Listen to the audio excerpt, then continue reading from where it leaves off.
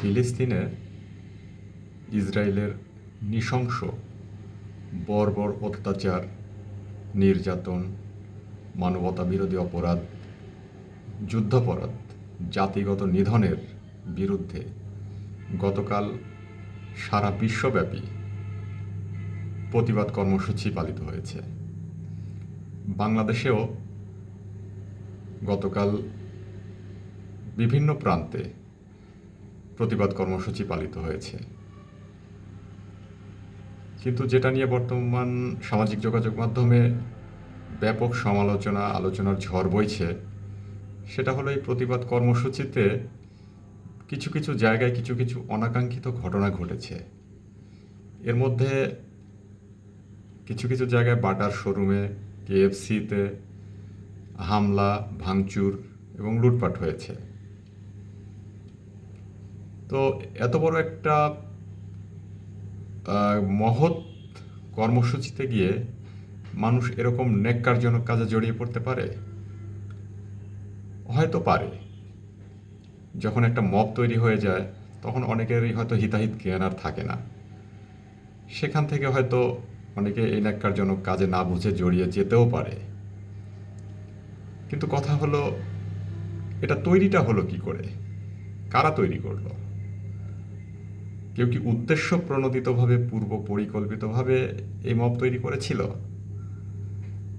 যাতে এই সরকারকে, বাংলাদেশের মুসলিমদেরকে একটু বিপদে ফেলা যায়, বিপাকে ফেলা যায়, তাদের এই স্পিরিটটাকে নষ্ট করে দেওয়া যায়? আসলে এই প্রশ্নটা কেন আসছে?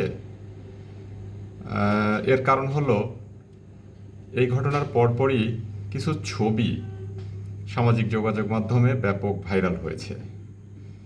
সেই ছবিগুলো যাদের ন্যূনতম প্রযুক্তি জ্ঞান আছে দেখলেই বুঝতে পারবেন যে এই ছবিগুলো এডিট করা। এখন কথা হলো, আপনি এডিটটা করলো কারা, কি উদ্দেশ্যে করলো, এবং এই ভাইরাল কারা করলো, এই থেকেই তো বোঝা যায় যে এটা উদ্দেশ্য প্রণোদিতভাবে, পূর্ব পরিকল্পিতভাবে এই ঘটনাগুলো ঘটানো হয়েছে। তবে এর সাথে কিছু মানুষ না বুঝে হয়তো জড়িয়ে পড়েছিল, কিন্তু এর পেছনে কোনো না কোনো উদ্দেশ্য ছিল এবং পূর্ব পরিকল্পিতভাবে তারা তাদের সেই উদ্দেশ্যের বাস্তবায়ন করেছে। এটা কিন্তু বলা যেতেই পারে। তো যারাই করুক এই ধরনের ঘটনাগুলো, এটা নিঃসন্দেহে ন্যাক্কারজনক ঘটনা। কিন্তু যারা এই কর্মসূচিগুলো বাংলাদেশে আয়োজন করেছিল, নেতৃস্থানীয় যারা ছিল, তাদের এই বিষয়গুলো আগে থেকেই আরও সচেতন হওয়া উচিত ছিল। পাশাপাশি আইন শৃঙ্খলা রক্ষাকারী বাহিনীকেও আরও সচেতন, সজাগ হওয়া উচিত ছিল। যে কোনো ধরনের চক্রান্ত ঘটতেই পারে, অনাকাঙ্ক্ষিত ঘটনা চক্রান্তকারীরা ঘটাতেই পারে। এই বিষয়গুলো আরও সজাগ দৃষ্টিতে মোকাবেলা করা উচিত ছিল। যাই হোক, সামনের দিনগুলোতে হয়তো এই ধরনের কর্মসূচি আরও হবে, প্রতিবাদ কর্মসূচি। সেখানে এই কর্মসূচির নেতৃবৃন্দ এবং আইনশৃঙ্খলা রক্ষাকারী বাহিনীকে আমি অনুরোধ করব, তারা যেন ভবিষ্যতে এই ধরনের অনাকাঙ্ক্ষিত ঘটনাগুলো যাতে না ঘটে সেই ব্যাপারে সর্বোচ্চ সতর্কতা অবলম্বন করেন। বিশেষ করে পরিকল্পিতভাবে কিছু কুচক্রী মহল এই স্পিরিটকে নষ্ট করার জন্য, এই যাতে কোনো পরিবেশ তৈরি করতে না পারে, মানুষকে যাতে ভুল পথে পরিচালিত করতে না পারে, সেই দিকে সজাগ দৃষ্টি রাখতে হবে আমাদের প্রত্যেকের জায়গা থেকে।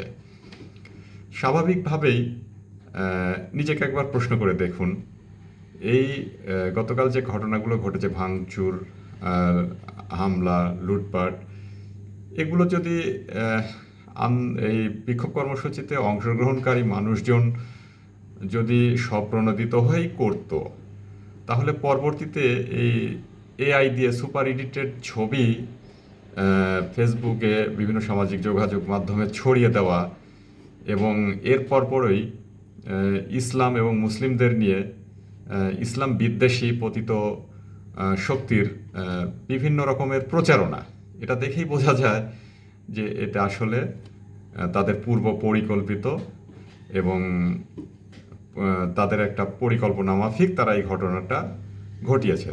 তবে হ্যাঁ, এর মধ্যে আমাদের কিছু ভাই হয়তো না বুঝে বা তৎক্ষণাৎ বুঝে উঠতে না পেরে হয়তো তারাও এর সাথে সামিল হয়েছেন। তো এখন বর্তমান যুগ বিজ্ঞান, তথ্য প্রযুক্তির যুগ, সবাই তথ্য প্রযুক্তির সাথে সম্পর্কিত। এখানে হয়তো সাময়িকভাবে মানুষকে বিভ্রান্ত করা যেতে পারে, সাময়িকভাবে মানুষকে বিপথে পরিচালিত করা যেতে পারে, কিন্তু একটা সময় কিন্তু আপনার কার্যক্রম, আপনার উদ্দেশ্য কিন্তু পরিষ্কার হয়ে যাবে। তো এগুলো করে সাময়িক কিছু বিভ্রান্তি তৈরি করা ছাড়া বৃহৎ কোনো লাভ হবে বলে আমি মনে করি না। ধন্যবাদ।